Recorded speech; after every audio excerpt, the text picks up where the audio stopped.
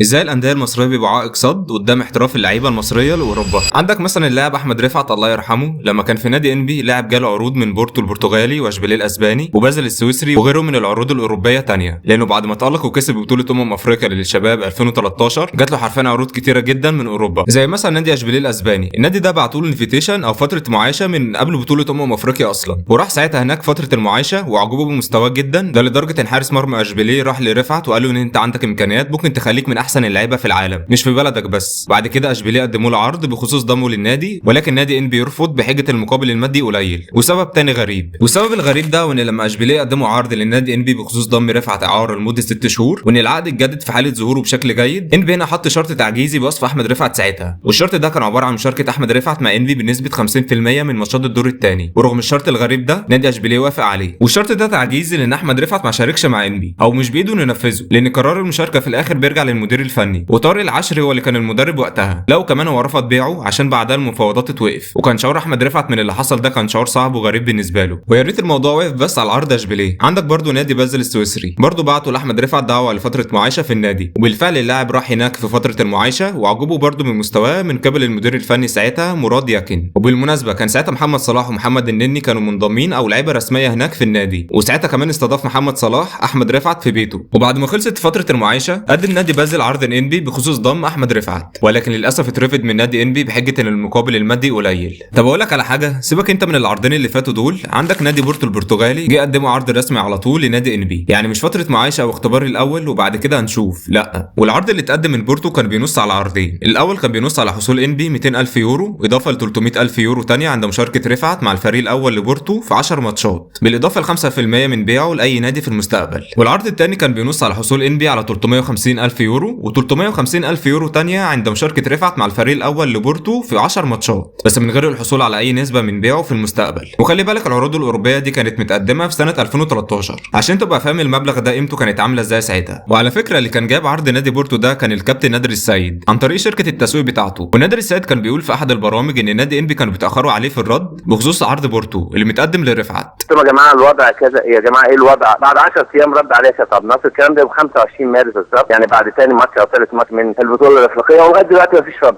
فكان شيء غريب جدا يعني. لو كمان المشكله ان نادي انبي ما كانوش محددين سعر لاحمد رفعت ساعتها، فلما نادر السيد اتكلم معاهم بخصوص اهتمام بورتو باللاعب كان نادي انبي بيقولوا له خليهم يبعتوا العروض بتاعتهم اللي هو يعني عشان يدرسوها ما بين العروض الثانيه ويشوفوا مين المقابل المادي اعلى من الثاني، لكن للاسف مش عشان يعني حجم النادي في اوروبا او حتى مصلحه اللاعب اللي عايز يحترف في نادي كبير.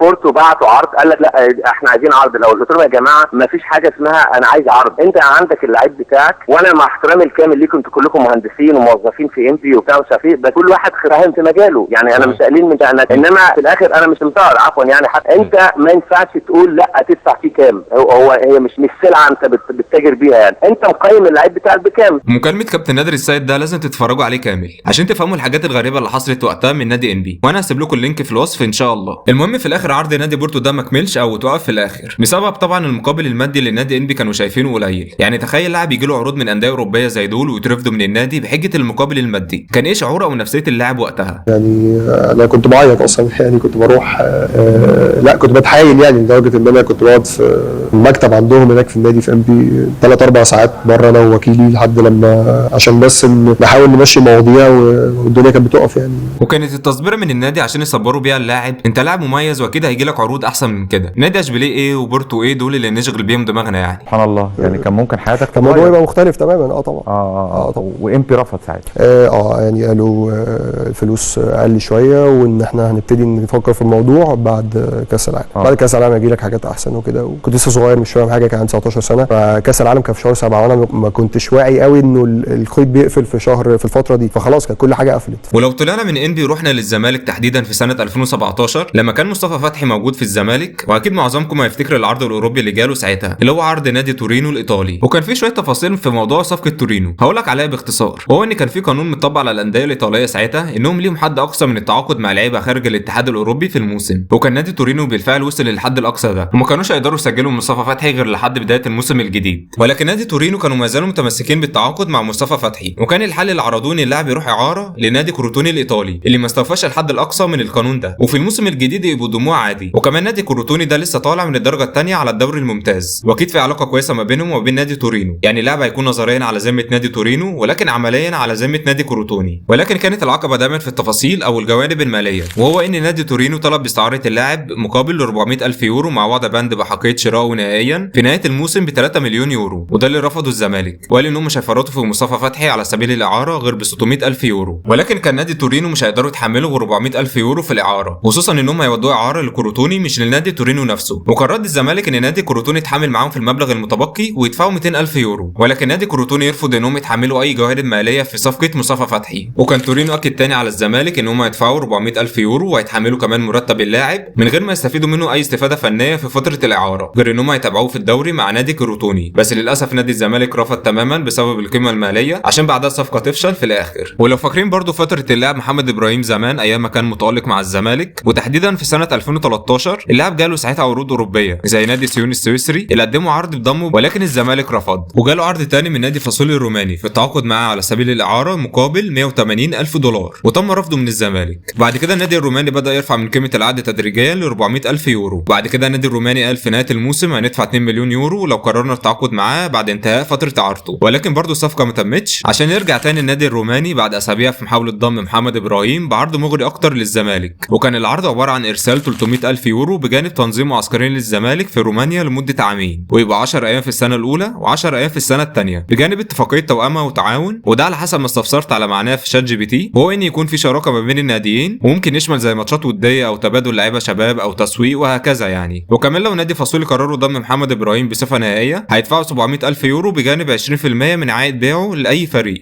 ولكن طبعا للاسف الانتقال ما تمش في الاخر. وده اللي خلى بعد كده محمد ابراهيم طلب من الزمالك بتعديل عقده وانهم يزودوه في فلوس العقد بعد ما رفض الزمالك في احترافه الاوروبي. ولو رحنا لموضوع احتراف مصطفى محمد، اللاعب قبل ما يروح لنادي جالاتا كان جاله كذا عرض احتراف، وحصلت تفاصيل كتير خلت عرض منهم مهم بالنسبه للاعب يترفض، زي انه لما جاله عرض من نادي سانت ايتيان والعرض ده اترفض او ما كملش. وده بسبب عشان حصلت ازمه وتوتر ما بين الناديين بسبب اتهام رئيس نادي سانت ايتيان بوجود مسؤولين في الزمالك طلبوا عمولات منه لتسهيل صفقه مصطفى محمد، فعشان كده الزمالك رفض بتاتا احتراف اللاعب لنادي سانت ايتيان رغم رغبه مصطفى محمد في الانضمام ليهم، لانه كان بيفضل انه يحترف في الدوري الفرنسي. وساعتها مصطفى محمد اتضايق من الرفض ده، واللي ادى اللي بعد كده رفضه لحضور التدريب مع الزمالك. لكن العرض قوبل بالرفض من قبل اللجنه المؤقته اللي قالت مش هنتعامل مع نادي سانت ايتيان نهائيا، وده اللي خلى مصطفى محمد يتضايق، وخلى مصطفى محمد النهارده كان يقال انه بيحايلوا عليه، قاعد في العربيه ومش راضي ينزل، حايلوا عليه عشان يخش التدريب، وده اللي ادى ان مصطفى محمد تم ابعاده من قائمه نادي الزمالك. وكمان الزمالك ما رفضش بس عرض نادي سانت ايتيان الفرنسي، دول رفضوا كمان عرض من نادي سبورتنج براجا بقيمه 4.5 مليون يورو، واللي كان جايب العرض ده ساعتها الوكيل كريستيان ايميل. ولو ما تعرفش مين كريستيان ايميل ده، فاحب اقول لك ان الشخص ده هو اللي ساهم في احتراف علي جبر واحمد حجازي في الدوري الانجليزي مع فريق ويست بروميتش، وكمان محمود تريزيجيه وغيرهم. وطبعا في الاخر مصطفى محمد انتقل لنادي جالاتا سراي التركي، وقدر ينتقل منه بعد كده للدوري الفرنسي بس مع نادي نانت الفرنسي. ومصطفى محمد مش اول لاعب حاول يقنع ويتحايل على نادي انهم يطلعوه احتراف لاوروبا، واشهر حد عمل كده ودلوقتي بقى نجم عالمي وهو محمد صلاح. صلاح كان جاله عرض من نادي بازل السويسري، ونادي المقاولين كان رافض العرض بسبب المقابل المادي، وساعتها طلب محمد صلاح من الاعلامي كريم حسن شحاته انه يطلع معاه في البرنامج لمحاوله الضغط على اداره المقاولين للموافقه على قبول عرض بازل. وبالفعل بعد اللقاء نادي المقاولين وافق على بيعه لبازل، ودلوقتي بقى محمد صلاح من افضل لاعبي العالم وافضل لاعب او افضل جناح في الدوري الانجليزي. ولو هنتكلم بصراحه وكلمه حق، من اكتر الانديه اللي بتسهل احتراف لعيبته هو نادي الاهلي، وانا بصراحه ما سمعتش قبل كده عرض احتراف جه لاي لاعب للاهلي واترفض من قبل الاهلي. هو في صفقه احتراف حمزه عبد الكريم لبرشلونه اخذت وقت شويه في المفاوضات ما بين الناديين، وكان معظمنا كان بيحاول يتابع تفاصيل الصفقه اول باول، وكنا خايفين جدا ان الصفقه دي ما تتمش، ولكن في الاخر حمزه عبد الكريم راح برشلونه. يعني لو في نادي اوروبي تفاوض مع نادي مصري بخصوص لاعب، عادي تفاوض مع النادي الاوروبي ده في الاستفاده اللي انت طالبه من الصفقه، بحيث انك توازن ما بين مصلحتك ومصلحه اللاعب اللي عايز يحترف في نفس الوقت. هتقول لي يا سلطان ده النادي الاهلي نادي كبير ومستريح ماليا، هقول لك الموضوع ملوش علاقه بنادي كبير ولا صغير او مستريح ماديا ولا لا، الموضوع ان لاعب انك تقعده جنبك في النادي وهو مش مبسوط او ترفض له عرض اوروبي هو كان عايزه، كده النادي بيخسره، او حتى في احتمال ان اللاعب اللي ركنته ده ممكن بعد كده يخسر مستواه، لان الدوري المصري مش الدوري اللي هيساعدك انك تطور مستواك، وممكن برضه في احتمال ان اللاعب يتظلم في الدوري لانه مش متشاف كويس. واكبر مثال على كده زيكو، وكان قبله محمد عبد المنعم ومهند لاشين وغيرهم اللي اكتشفهم كيروش انهم لعيبه جامدين ويقدروا ينضموا للمنتخب، وانا هنا قصدي انهم كانوا بيلعبوا في الدوري المصري عادي وما كانوش متشافين كويس لينا. وهدي لك مثال انها ملهاش علاقه بنادي مستريح ماليا ولا لا. عندك نادي بيراميدز، او ده نادي بينافس كل سنه في الدوري وفي افريقيا وكمان مستريح ماليا. لما جه بقى عرض اوروبي لابراهيم عادل ومش من اي نادي، ده نادي ختافي اللي بيلعب في الدوري الاسباني الاسباني الممتاز. تم رفض العرض ده ساعتها من نادي بيراميدز بسبب المقابل المادي، وبعدها اللاعب وصل لحاله انهيار من الزعل بسبب انه كان متمسك انه يروح لنادي ختافي، لدرجه انه كان عمال يحلم وبيهيئ نفسه خلاص انه يلحق ماتش ختافي ضد ريال سوسيداد، وبعد كده هيلاعب برشلونه وكده. خليني اقول لك بقى يعني تفصيله جديده. يمكن في